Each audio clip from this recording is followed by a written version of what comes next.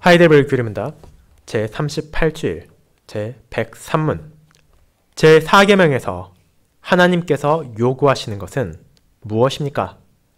첫째, 복음사역과 학교가 유지되며 특별히 안식의 날에 하나님의 말씀을 듣고 성례들을 시행하고 공적으로 주님을 부르며 가난한 자를 위한 기독교적 구제금을 내기 위하여 성실하게 하나님의 교회에 출석하는 것입니다. 둘째, 내가 내 일생 동안 악한 일들을 그치고 주님께서 그분의 성령을 통해서 내 안에서 일하시게 하므로 이 생애에서 영원한 안식을 시작하는 것입니다. 말씀 목사 후에는 니케아 신경을 통해 우리의 신앙을 함께 고백한 후 시편 92편 안식일의 찬송시에 남은 4, 5, 6, 7절을 함께 부르도록 하겠습니다.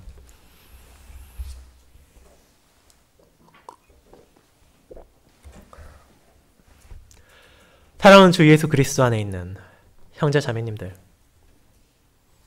여러분은 지나간 10월 이 한 달 동안 얼마나 많은 기념일들이 있었는지를 알고 계십니까? 한번 머릿속으로 잠시 헤아려 보시길 바랍니다.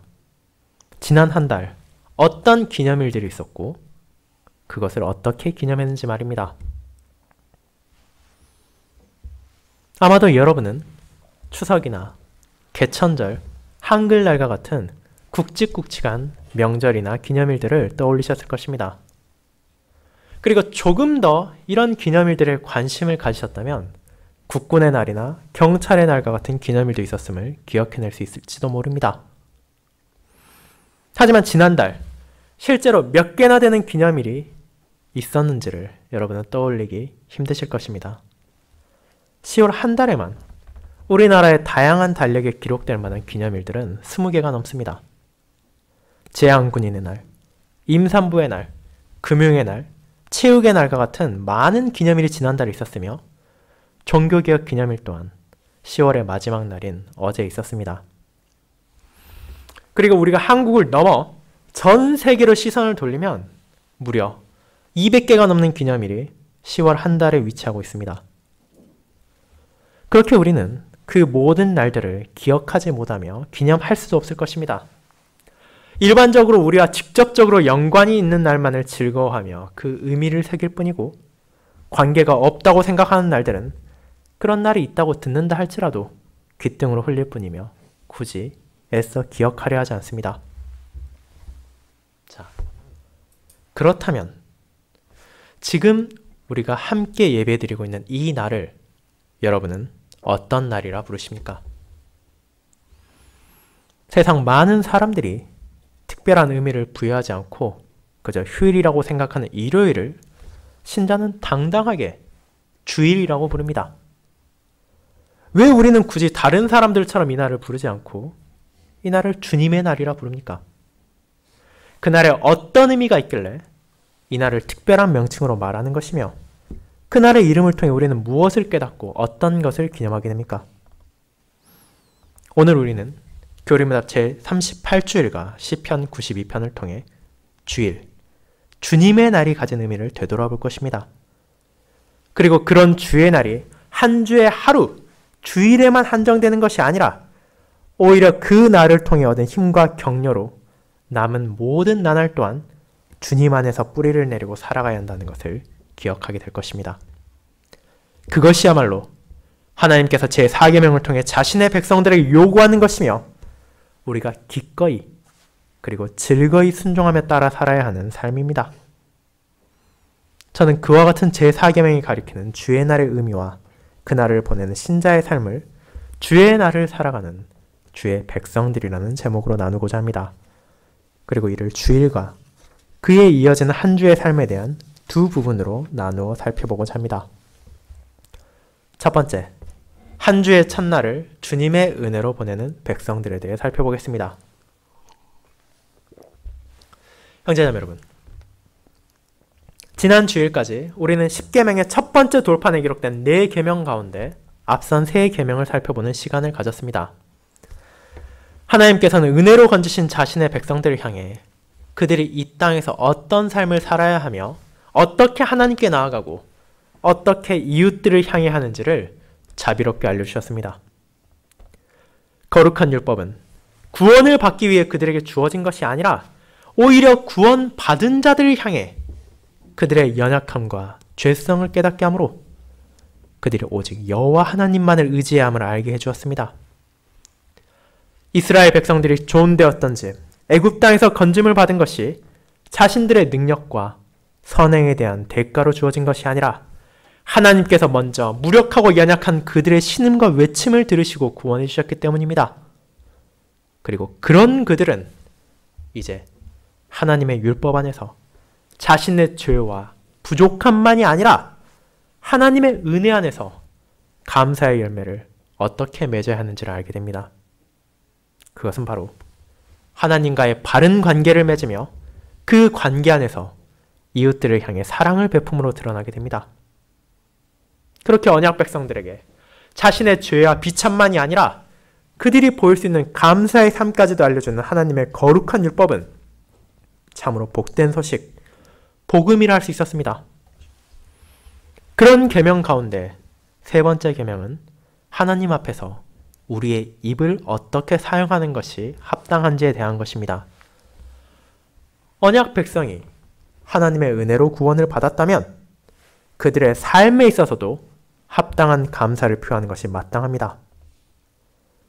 그리고 그것은 우리의 손과 발로 행하는 행동만이 아니라 우리의 일상에서 내뱉는 말이나 맹세 역시도 포함하는 것입니다. 왜냐하면 그와 같은 사소해 보이는 말 한마디 한마디를 하더라도 하나님께서 보고 계시기 때문입니다. 그렇다면 우리는 이 땅에서 살아가며 어떤 말을 해야 했습니까? 우리의 입으로 나오는 것은 무엇으로 드러나야 합니까? 그것을 교리문답 99문답은 다음과 같이 요약합니다. 우리의 모든 말과 행위로 하나님을 찬양해야 한다고 말입니다. 우리는 단순히 주일에 교회에 나올 때만 하나님을 향한 찬송을 부르고 기도를 드릴 때만 하나님을 향해 고백한다고 생각해서는 안 됩니다. 우리가 언제, 어디에서, 무엇을 말하건 그것은 하나님 앞에서 살아가는 하나님의 자녀로서 합당한 것이어야 합니다. 우리의 말과 행동 모든 것이 세상을 향해서 신자가 하나님을 어떻게 바라보며 그분의 이름을 합당하게 사용하는 방법을 증거하는 것이 되어야 하기 때문입니다. 그렇게 가장 공의로우시며 온전하신 하나님께서는 자신의 이름이 남용되거나 모독되는 것에 대해 분노하시며 그것을 막거나 금하지 않는 조용한 동조자들까지도 무죄하지 않을 것이기에 우리는 그 같은 죄에 동참하지 않을 뿐 아니라 최선의 노력을 다해 하나님의 이름이 헛되이 사용되는 것을 금지해야 할 소명을 받았습니다. 하지만 그 말이 우리로 하여금 하나님의 이름을 결코 사용할 수 없다고 말하는 것은 아닙니다. 지난주일 우리가 함께 나눈 제37주일은 그와 정반대로 하나님께서 자신의 백성들이 그분의 거룩한 이름을 사용하여 맹세할 수 있도록 허락해 주셨음을 고백하기 때문입니다. 물론 36주일에서 고백한 것처럼 그와 같은 맹세는 불필요한 곳에서 사용해서도 안 되며 남용되어서도 안 되는 것입니다. 오직 합당한 방식으로 바르게 하나님의 이름을 사용하는 것만이 그분의 말씀의 토대를 둔 맹세의 방식입니다. 그렇다면 그 맹세는 어떤 경우 어떻게 사용되어야만 합니까? 먼저 우리는 정부가 국민에게 합당하게 맹세를 요구할 때 하나님의 이름을 사용할 수 있습니다. 법정이나 국회의 증인으로 불린 신자는 필요하다면 하나님의 이름으로 맹세를 할 수 있으며 혹은 그분의 이름을 사용하지 않더라도 선서를 요구받는다면 이를 피하지 말고 기꺼이 참여해야 합니다. 그리고 그 입에서 나오는 것은 신뢰와 진리를 증진시키기 위한 것이 되어야 하며 우리의 입 밖으로 꺼내는 모든 말을 하나님께서 보고 계신다는 것을 기억하므로 자신의 이득을 위해 거짓을 말하지는 않는 자세가 신자에게 요구되며 이를 통해 하나님의 이름을 바르게 사용하고 진리의 하나님께 영광을 돌려야 합니다. 또한 우리는 맹세해야 할 필요가 있을 때 이웃의 유익을 위해 맹세를 사용할 수도 있습니다. 다만 이 역시도 맹세의 목적은 분명합니다. 그것은 결코 우리 자신의 불필요한 복수심이나 이기심으로 사용되어서는 안 됩니다. 자신을 부인하고 하나님의 영광과 이웃의 유익을 고려하여 그것이 필요하다고 생각되는 긴급한 상황이나 부득이한 경우 우리는 하나님의 이름을 통한 맹세로 그들이 진리의 하나님을 따르는 신자의 삶을 바라보며 우리와 함께 하나님을 찬양하며 그분을 높이고 세상 안에서 신뢰와 진리를 유지하도록 도와야 합니다. 물론 그럼에도 불구하고 우리의 삶을 돌아보면 우리의 연약함과 어리석음으로 인해 우리는 종종 헛된 맹세나 불필요한 맹세를 할 때도 있음을 고백하게 됩니다. 다윗이 그러했고 헤로드 왕이 그러했듯이 자신의 감정에 휩쓸려 하나님의 이름으로 서원할 경우 우리는 어떻게 합니까? 어떤 대가를 치르고서라도 일단 맹세를 했으니 지켜야만 합니까? 헤롯은 그래야만 한다고 생각했습니다. 그는 자신의 명예를 더럽히고 손님들 앞에서 체면을 구기는 것을 피하기 위해 세례 요한을 죽여 헤로디아의 딸에게 주었습니다. 하지만 그것이 하나님께서 진정으로 기뻐하는 것이었습니까? 하나님의 뜻에 따르는 다윗은 비록 자신의 성급함으로 인해 불필요하고 이웃을 해하고자 하는 잘못된 서원을 했지만 자기 자신의 잘못을 깨달았습니다. 그렇게 그는 그 모든 대가를 치르고 그 맹세를 이해하는 대신 자신의 연약함을 인정하고 그 서원을 돌이킴으로 더 큰 죄를 범하는 잘못을 방지했습니다. 하지만 그것은 우리에게 아무 맹세나 자신의 유익과 상황에 따라 거두어서는 안 된다는 것을 알려줍니다. 그것이 오직 하나님의 뜻에 합치하는 것이라면 이 파탄난 세상에서 신뢰와 진리를 유지하고 증진시키며 진리 하나님께 영광을 돌리는 것이라면 비록 그 맹세를 지키는 것이 우리 자신에게 아픔을 가져오고 때로는 어려움을 겪게 한다 하더라도 그것을 지킴으로 하나님의 이름 안에 담겨있는 존엄과 영광을 유지해야 할 것이 신자에게 요구됩니다. 그리고 우리는 그와 같은 맹세의 아픔과 희생을 하나님께서 누구보다 잘 아신다는 것을 알고 있습니다. 그분께서는 자신의 독생자를 우리에게 내어주심으로 우리가 맹세를 지키는 것이 얼마나 중요한 것인지를 깨닫게 하여 주었으며 그렇게 이 땅에 오신 그리스도께서는 우리 또한 하나님의 이름을 더럽히지 않는 삶을 살아가며 그 입으로 하나님을 찬양할 수 있도록 인도하셨습니다. 이제 그와 같은 3계명의 가르침을 알게 된 우리는 안식일을 기억하여 거룩하게 지키라는 제4계명으로 넘어가게 됩니다. 우리가 이 계명의 의미를 파악하기 위해서는 가장 먼저 안식일이 대체 어떤 날이며 무슨 의미를 가지는지를 이해할 필요가 있습니다. 안식일의 기원을 알아보기 위해 우리는 다시 한번 하나님께서 천지를 창조하신 때로 돌아가게 됩니다. 6일간에 걸쳐 여호와께서는 온 세상, 땅과 하늘과 그 안을 채우는 식물과 동물, 인간을 창조하셨습니다. 이제 지으신 그 모든 것을 보시고 기뻐하신 하나님께서는 7째 날에 안식하시며 그날을 복되게 하사 거룩하게 하셨습니다. 그리고 애굽에서 건져내신 자신의 백성들을 향해 이 날을 기억하게 하셨습니다. 자신이 거룩하게 하신 날을 기억함으로 이스라엘 백성들은 자신들을 포함하여 만물을 창조하신 하나님의 위대하심을 떠올렸으며 그날 노동과 과업을 내려놓고 하나님께서 주신 안식을 즐기며 그분을 찬양하게 되었습니다. 하지만 지금 우리는 더 이상 한 주의 마지막 날 안식일을 지키지 않습니다. 오히려 한 주의 첫날을 주일이라고 부르지 않습니까? 그렇다면 이제 제4계명은 어떻게 된 것입니까? 다른 계명들과 달리 이제 그 의미를 잃고 사라진 것입니까? 우리는 이를 이제 10계명에서 제외해서 10계명이 아니라 9계명이라고 불러야만 합니까? 우리는 안식일과 주일의 관계를 그리스도께서 제4계명을 성취하심으로 인해 변경된 것이며 그 계명이 가진 본질적인 의미가 훼손되거나 폐기된 것이 아님을 기억해야 합니다. 우리는 주님께서도 언제나 자신의 가르침을 오해하는 제자들과 백성들을 향해 그분이 율법을 성취하러 오신 것이며 폐지하러 오신 것이 아님을 전하셨음을 기억해야 합니다. 자신이 안식일의 주인이심을 선언하신 그리스도께서는 한 주의 첫날 부활하셨습니다. 그리고 자신의 제자들에게 한 주의 첫날 나타나셨으며 그분의 영이신 성령 하나님을 한 주의 첫날인 오순절에 부어주셨습니다. 그리고 이제 신자들은 한 주의 마지막인 안식일에 함께 모이는 대신 한 주의 첫날에 함께 모여 예배를 드립니다. 그렇게 그리스도의 은혜 안에서 우리는 안식일이 아니라 주일을 지킵니다.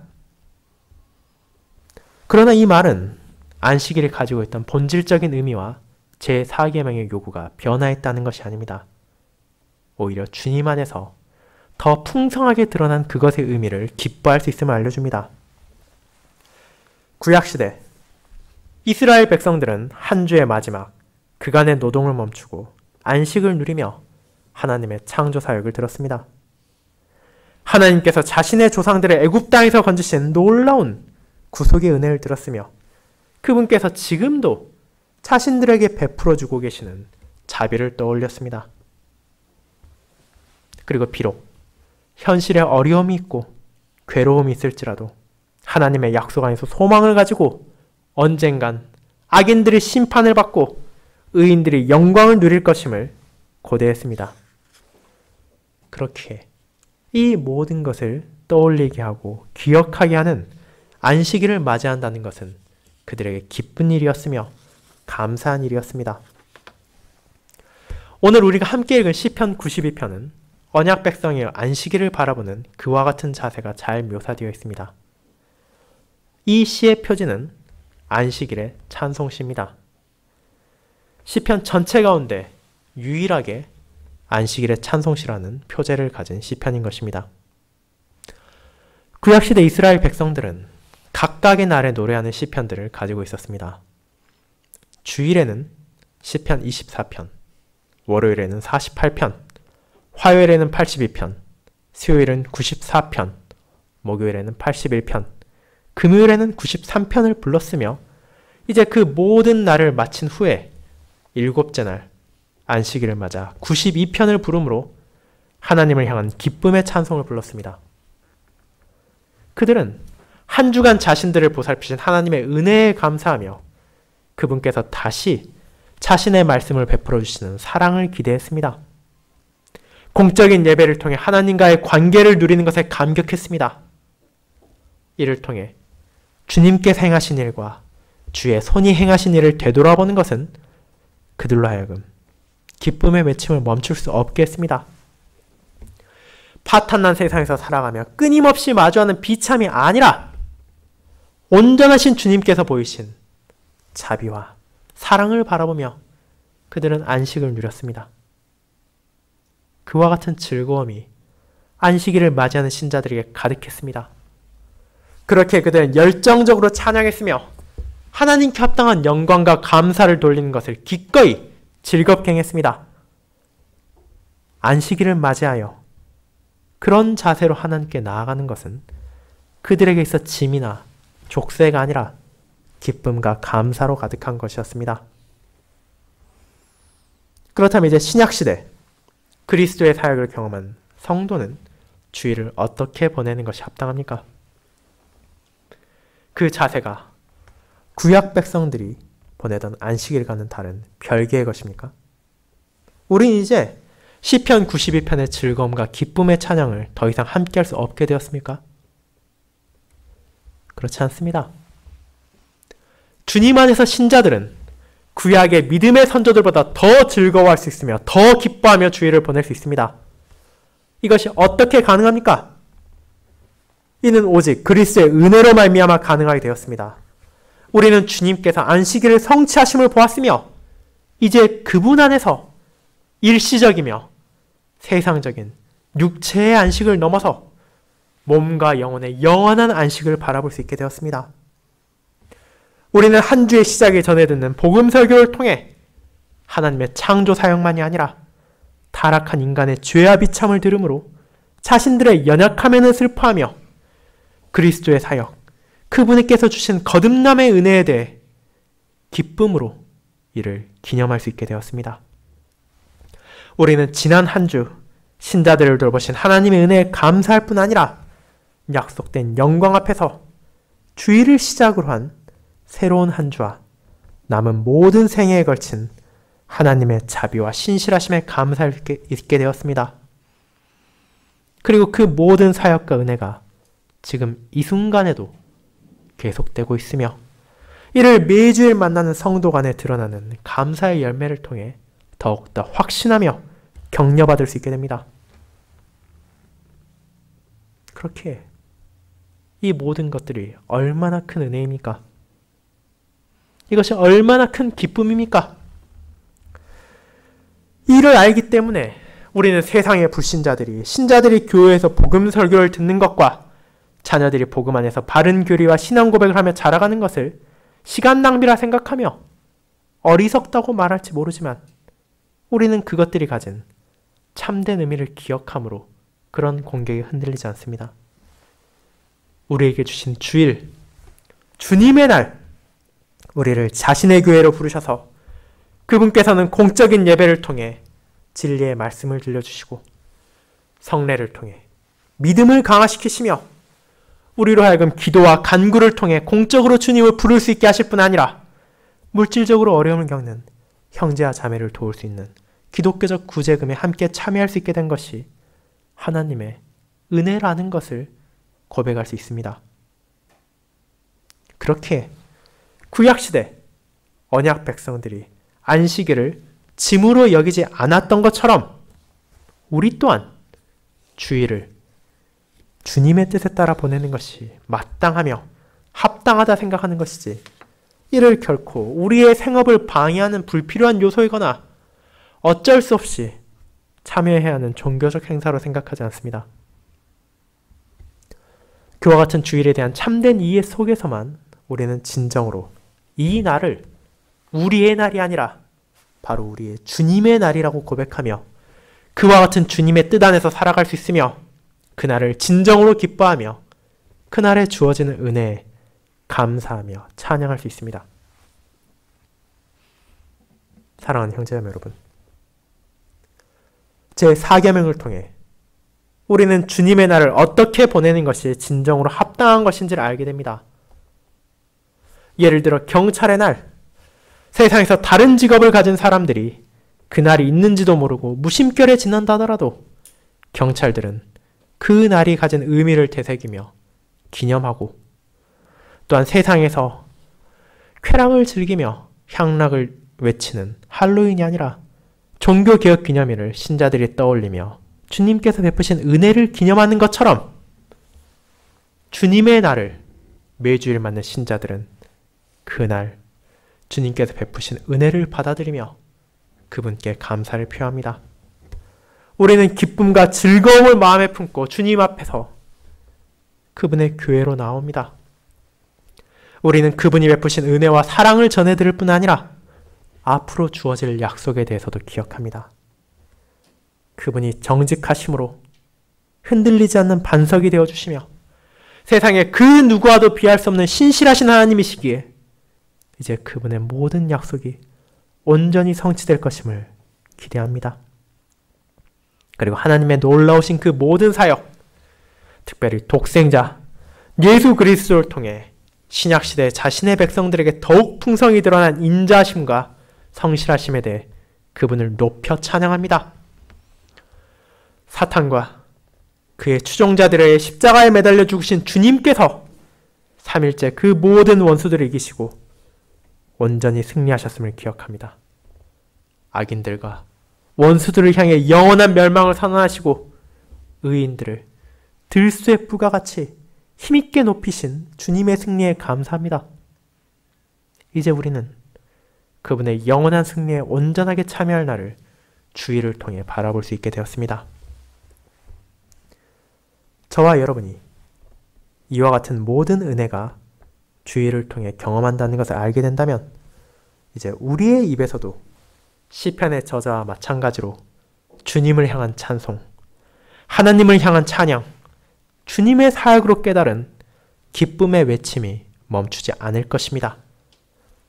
그것이야말로 한 주의 첫날, 한 주의 시작을 주일로 맞이하는 주님의 백성들이 누리는 특권이며 세상에 그 어디에서도 찾을 수도 없으며 발견할 수도 없는 영원한 안식의 시작일 뿐 아니라 하나님께 합당한 영광을 돌리는 신자의 자세입니다. 그리고 이를 기억하며 즐거이 자발적으로 주일을 그분의 뜻대로 보낸 신자들은 그 주일에 주어진 풍성한 은혜 안에서 이제 한 주의 남은 나날 역시 주님 안에 뿌리를 내리고 살아갈 수 있음을 깨닫게 됩니다. 그것이 두 번째, 한 주의 모든 날을 주님 안에서 살아가는 백성들로 우리를 인도합니다. 성도 여러분, 하나님께서는 제4계명에서 안식일을 기억하여 거룩히 지키라고 명하셨습니다. 그렇다면 이 계명은 언약 백성들의 다른 날들에는 어떤 영향을 줍니까? 이스라엘 백성들은 안식일을 거룩하게, 즉 다른 날들과는 구별하여 내서 하나님을 섬기고 하나님의 뜻에 따라 지켜야 할 것을 요구받았으니 그날만 지키고 이제 남은 6일은 마음대로 살아가고 자신의 뜻대로 거룩하지 않게 보내도 되는 것입니까? 자신 안에 있는 정욕과 유혹에 몸을 맡기고 시간을 보내다가 안식일이 되면 정신을 차리고 공적인 예배에 잠시 나아갔다 오는 것으로 그들에게 주어진 제4계명의 소명이 온전히 지켜지는 것이라 볼 수 있습니까? 당연하지만 그렇지 않습니다. 그들은 다른 모든 나날에도 하나님께서 주신 진리의 말씀에 따라 거룩하게 살아야 할 의무가 있었습니다. 안식일이 아닌 한 주의 다른 어떤 요일이라 하더라도 그들은 항상 하나님 앞에서 살아간다는 것을 기억해야 했습니다. 그렇게 언제, 어느 때, 누구와 무엇을 하더라도 계속해서 여호와로부터 구원의 은혜를 받은 자에게 합당한 삶이 무엇인지를 자신의 말, 자신의 행동, 심지어 자신의 생각까지를 통해서도 드러내며 증거해야 했습니다. 이를 통해 그들은 분명 매주 안식일을 지켜나갔지만 그 이상으로 매일의 삶에 있어서도 하나님의 뜻을 바라보며 살았습니다. 이 점을 우리의 교리문답 제103문답 또한 놓치지 않고 있습니다. 그렇게 이 문답에서 우리는 일생 동안 악한 일들을 그치고라는 고백을 합니다. 신약시대를 살아가는 언약 백성들 또한 구약시대의 성도들과 같은 삶이 요구됩니다. 아니 오히려 더 풍성한 은혜를 깨닫고 가려졌던 약속의 성취를 알게 된 자들로 더욱 신실한 삶을 살아가야 할 소명을 받은 것입니다. 그렇다면 이제 한번 생각해 보도록 합시다. 여전히 연약하고 부족한 우리가 어떻게 그런 삶을 살아갈 수 있습니까? 그 답은 주의를 통해 주어지는 하나님의 은혜와 사랑을 바라볼 때만 가능합니다. 교리문답의 고백, 일생 동안 악한 일들을 그친다는 것은 1차적으로는 주님께서 베푸신 안식을 누리는 주일을 가리킵니다. 분명 매주일 대부분의 신자들은 생업과 과업을 잠시 내려놓고 파탄난 세상에서 부딪히는 악한 일들을 멀리하고 주님의 말씀을 들으며 주님을 찬양하고 주님과의 관계 안에서 기쁨과 감사의 날을 보냅니다. 그리고 공적인 예배를 통해 전해들은 말씀을 마음에 새기고 하나님께서 우리에게 원하시는 그분의 뜻을 기억하며 주님의 날을 보낸 이들은 이제 그 날에 뿌리를 내리고 한 주에 남은 모든 날들을 향해 가지를 뻗고 열매를 맺어갑니다. 그것이 우리가 읽은 시편 92편 12절부터 시인도 함께 고백하는 언약 백성의 삶입니다. 이 시의 제목이 안식일의 찬송시지만 그는 그저 안식일에만 누리는 기쁨과 즐거움을 말하지 않습니다.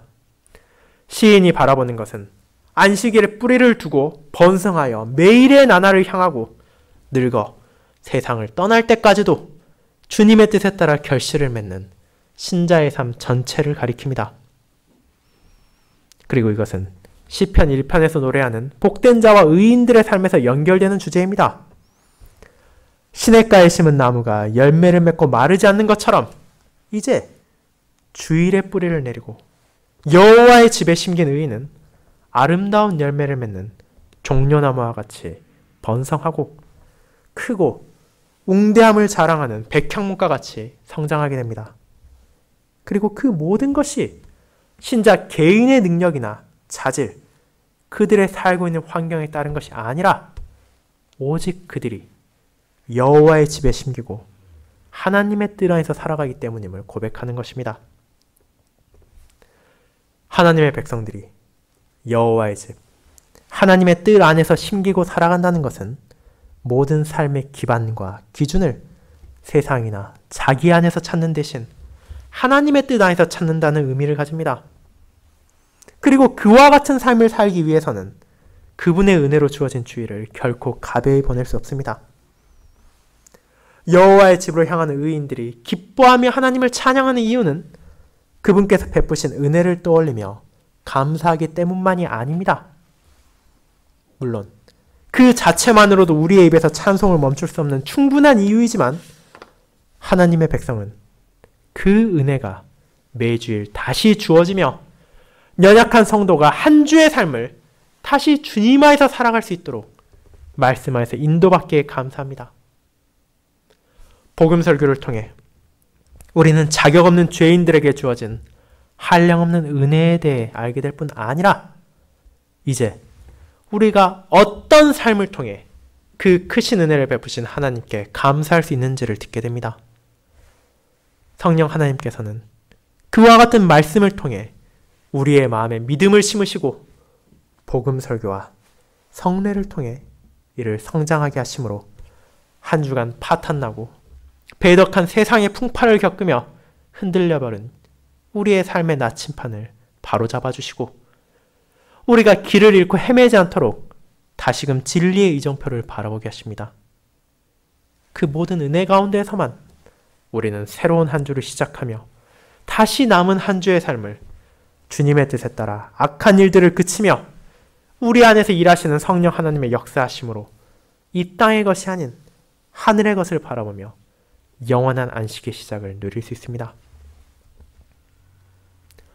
그와 같이 주님의 날, 주님의 백성들은 은혜 가운데 주님 안으로 뿌리를 내리게 됩니다. 우리가 전해 들은 그분의 구속사역, 우리가 찬송하는 그분의 사랑과 신실하심은 궁극적으로 신자가 오직 주님 안에서만 살아갈 수 있다는 것을 알려줍니다. 그렇게 이 땅에 오신 하나님의 독생자 예수 그리스도께서는 자신이라는 살아있는 포도나무에 우리를 접붙여 주시고 그 접붙임을 확신하며 살아갈 수 있도록 그분의 날, 주일을 주셨습니다.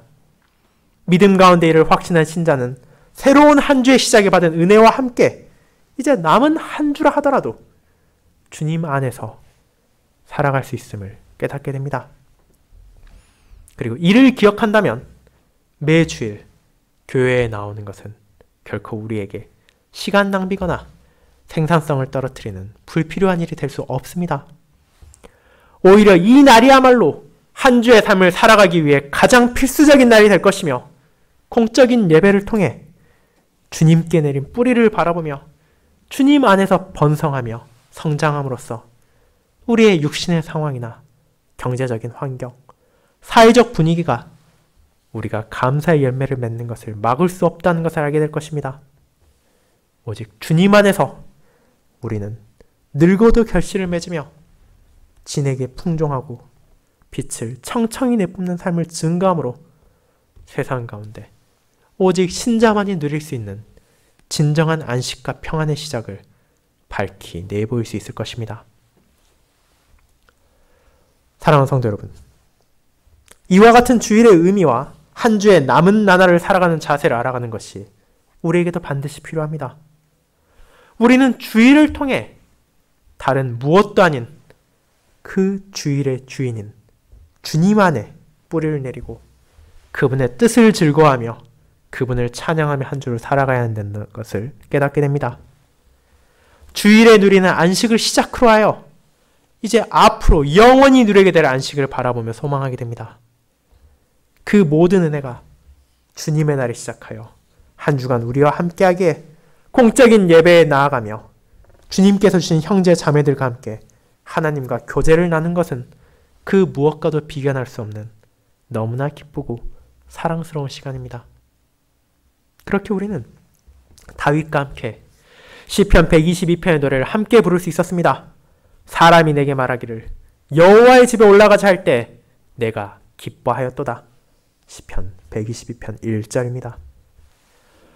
이제 이 오후 예배를 마치고 내일부터 우리는 다시 한번 일상의 삶으로 돌아갈 것입니다. 그리고 그 시간 동안 저는 여러분이 주님 안에 굳건히 뿌리를 내리고 살아가시길 바랍니다. 오늘 주일의 남은 시간을 주님의 뜻대로 보내시고 이번 한 주의 삶을 그분 안에서 열매를 맺으며 살아가신 후 우리에게 다시 찾아올 주님의 날, 새로운 주의 시작, 다시 함께 모여 주님께서 은혜로 주신 아버지의 말씀을 듣고 힘을 얻으며 다시 한번 받을 은혜를 기뻐하며 소망하도록 합시다. 아멘.